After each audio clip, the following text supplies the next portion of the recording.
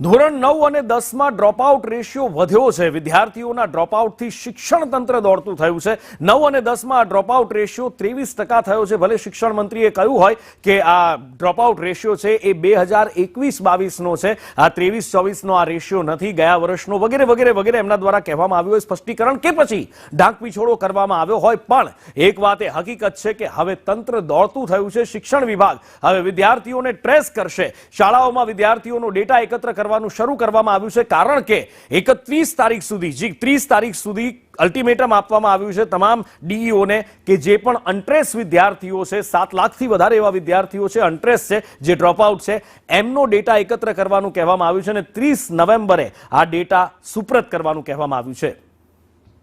કેટલાક આચાર્યોને ડિજિટલ જ્ઞાનના અભાવના કારણે એમના ત્યાં પ્રવેશ થયો હોવા છતાં પણ એ બાળકોને તેઓ યુડાયસ પોર્ટલ પર ટ્રેક કરેલા હોતા નથી, જેથી અનટ્રેક બાળકો કે જેને શાળામાં પ્રવેશ થયેલ છે કે કેમ તે સંદર્ભે પોર્ટલ પર ટ્રેક કરવાના બાકી હોય।